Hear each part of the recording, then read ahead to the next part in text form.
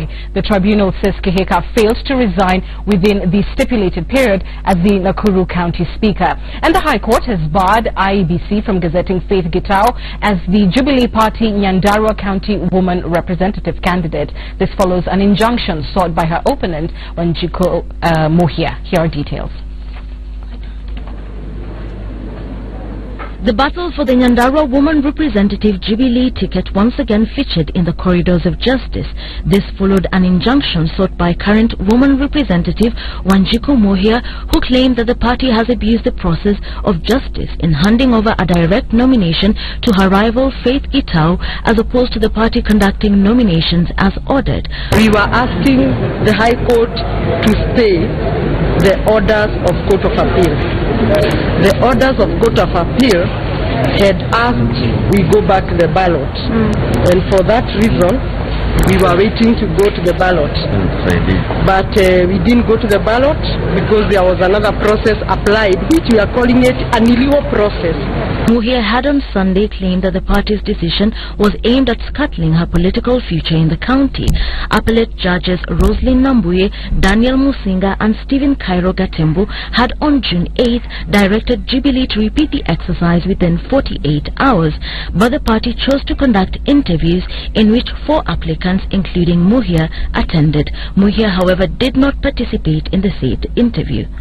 Meanwhile, the Jubilee Party suffered another blow in court after Susan Kihika's candidature for the Nakuru senatorial position was nullified by the political party's disputes tribunal. The tribunal, chaired by Chalombobu, said that Kihika was ineligible to fly the party's flag because she still had not resigned as a Speaker of the Nakuru County Assembly. The tribunal ruled that the Jubilee Party violated the law by presenting her name as its candidate, yet she had not resigned as required by law.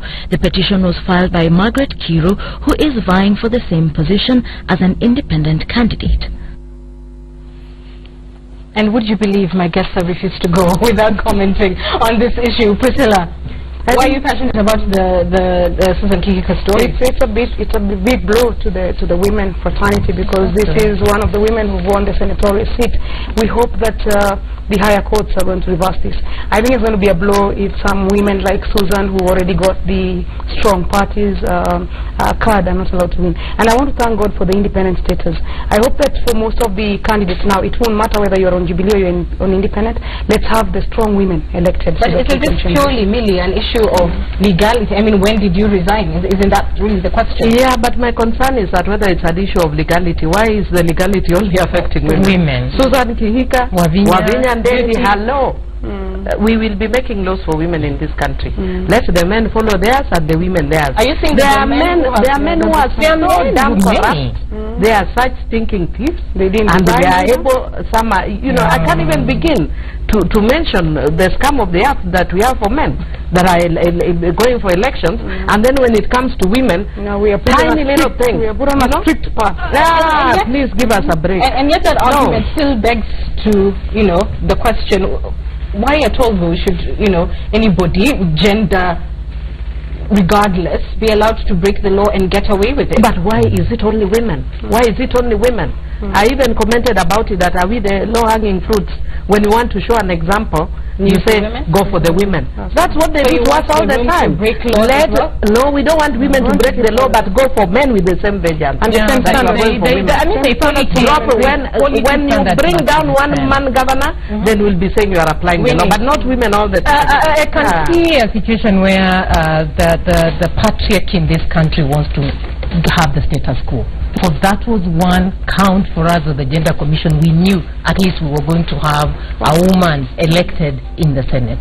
But now that means that even the ones that are remaining, we are not very sure that by the day we go to vote, they will still be on the list. But I think they are being dropped by numbers. If this is a question of procedure, then shouldn't you just assist women to follow procedure and also go to IEBC and tell them, look, we have this list of men who have equally broken the law. Why aren't we seeing a similar application?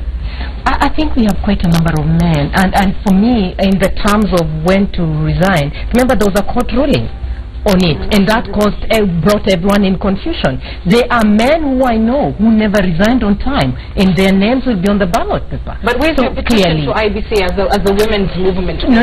We were not supposed to be going into a war about how many men we can pull out from the IBC. Yeah. We just want a fair platform, men to women. But we don't want these sneaky things, even using sometimes women to pull down strong women. I know that in Nakuru, even us, we have a NASA, we have a candidate, but I want our NASA candidate to be on an even platform with that woman. So if our person is stronger, let our person win. But we can't sacrifice women all the time. Especially strong women. The political structures as we know them now are run by men. Women rarely have a chance. Definitely somebody's eyeing that seat somewhere. So for me, I think it's not about the legality. But anyway, since we've just seen it, let's take the time to nominate more women senators. No, we don't need us. We want to elect women who are strong to vie and bring down the guys that they need to bring down. I'm hoping tomorrow I can't tell you that. We're going to wind up the show there. And I thank you all for your views. Priscilla Nyokabi, Vice Chair of Parliament's Legal Affairs Committee, Millie Odhiambo, Mbita MP, Winnie Lichuma, Chair of the National Gender and Equality Cohesion, and the honored man to sit with these four ladies tonight, Steve Ogola, advocate with AFRICOG, a non-profit organization. That's where we wind up the show tonight. Thank you for watching Monday Special. I'm Anki Gutel. See you Wednesday morning. I'll be back after the break, apparently, before Wednesday. Stay with us.